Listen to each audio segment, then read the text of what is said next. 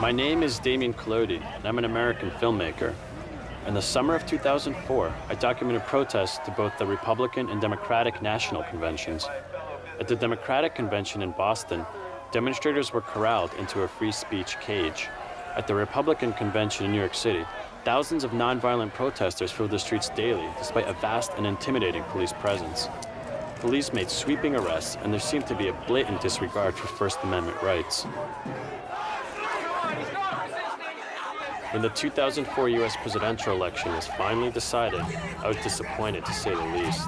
I had been hoping for change. Now, I just wanted to escape, even leave the country. I thought of Ukraine. They were having a presidential election of their own, and I was hoping for a real revolution. You know, when the masses rise up and demand change, no matter what the cost. I wanted to believe in the power of the people again, the kind of passion you have when you've got nothing to lose.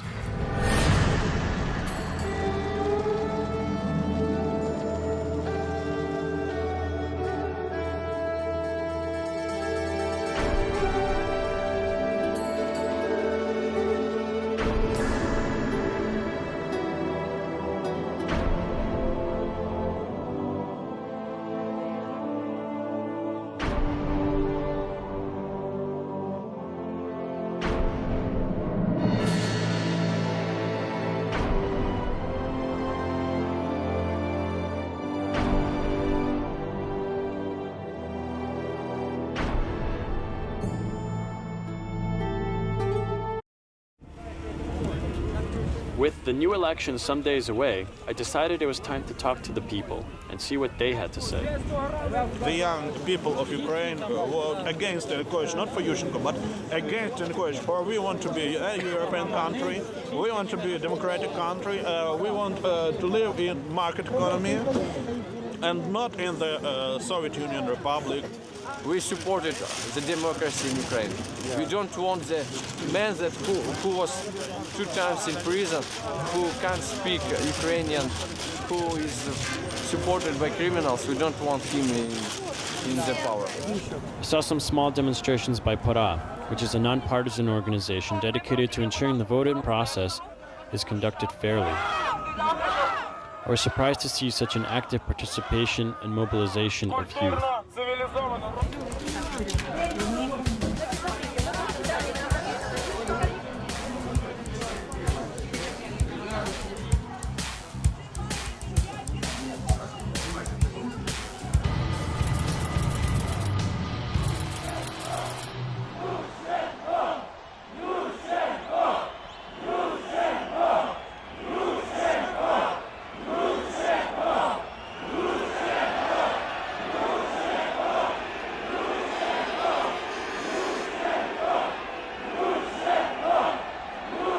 I was awestruck by the thousands of people who had gathered on Maidan that morning. I felt a sense of history, a continuation of my grandparents' struggle. Unlike the complacent response I saw in America, these people had risked their jobs. They had much to lose. Somehow they knew that by not heeding Yula's call to gather, there was a greater price to be paid. An energy of unity radiated from the crowd, but I wondered, how would they channel that power? Звичайно, ми чекали фальсифікації. Я знаю, що моя країна сьогодні переживає надзвичайно складні часи. Я знаю, що сьогодні твориться велике зло у моїй країні для того, щоб продовжити панування злочинців. Тому що я знаю, що сьогодні всі, від дітей до дорослих, від офіцерів і політиків, до вчителів і лікарів мусять стати на захист України. Я хочу запитати у вас, чи зможемо ми з вами утримати перемогу? Я знаю, що це так. As evening came, there was no sign that people were ready to go home. Вони кажуть, 1 день простоять, 2 простоять, 3, а потім підуть додому. Та ні, так не буде. Мусимо кожен день мати все більшу і більшу кількість людей. Людей сильних, невтомлених, які готові зранку до вечора захищати себе, захищати Україну. То тоді у нас не залишиться нічого, ніж іти до адміністрації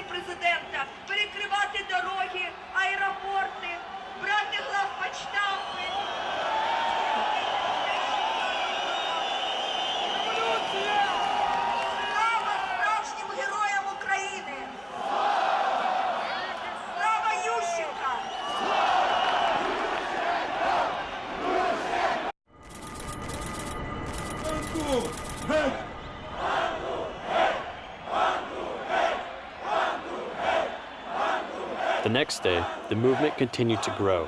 Hundreds of thousands were now flooding the Maidan, despite freezing temperatures. I was stunned by the sheer number of people and frustrated that I couldn't capture it all in my camera frame.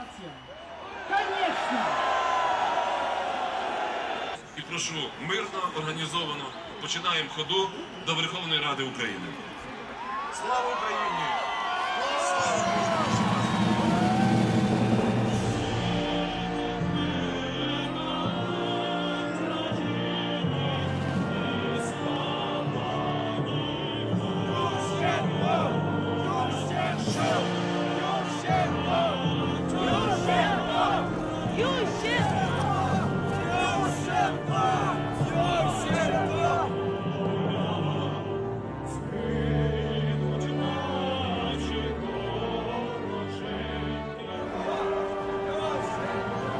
These were leaders who led by example, who not only talked the talk, but literally walked the walk.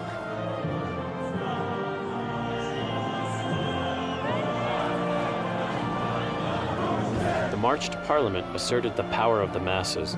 The Ukrainian government could not ignore the chanting outside as decisions were being made inside.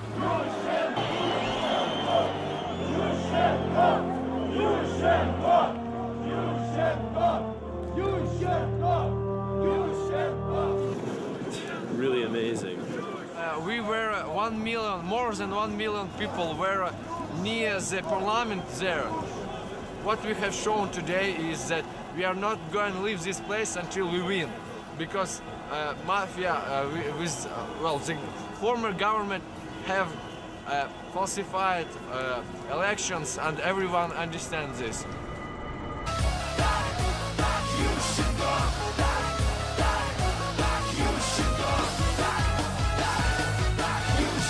After Yulia spoke with the militia, surprisingly they allowed her through into the administration.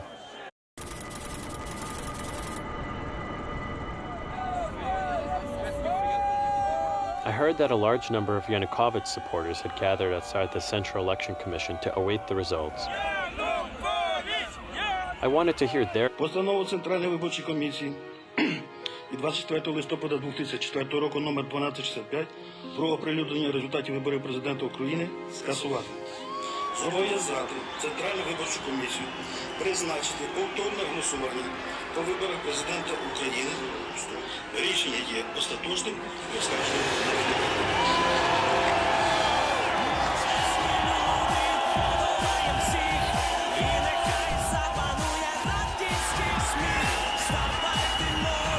As I watched this well-deserved celebration, I couldn't help but wonder what would have happened in America if the people took to the streets and demanded a full recount, or even a revote.